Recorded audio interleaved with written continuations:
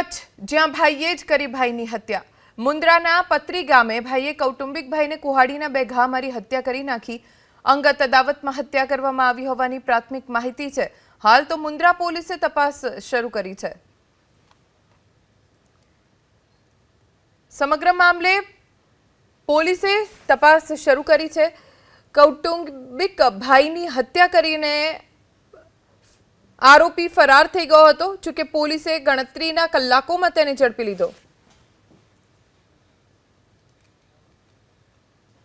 અમદાવાદથી સમાચાર। નિકોલમાં એક વ્યક્તિએ આત્મહત્યા કરી લીધી। લેબ ટેકનિશિયને પંચમ મોલમાં ગળે ફાંસો ખાઈ જીવન ટૂંકાવ્યું। ઘટનાની જાણ થતાં પોલીસ ઘટના સ્થળે પહોંચી, જ્યાં તપાસ કરતા એક સુસાઇડ નોટ મળી છે। પોલીસે મૃતકના મૃતદેહને પોસ્ટમોર્ટમ માટે ખસેડી તપાસ શરૂ કરી છે। કયા કારણોસર યુવકે આત્મહત્યા કરી લીધી અને કેમ કરી તે જાણવા માટે પોલીસે તપાસ શરૂ કરી છે।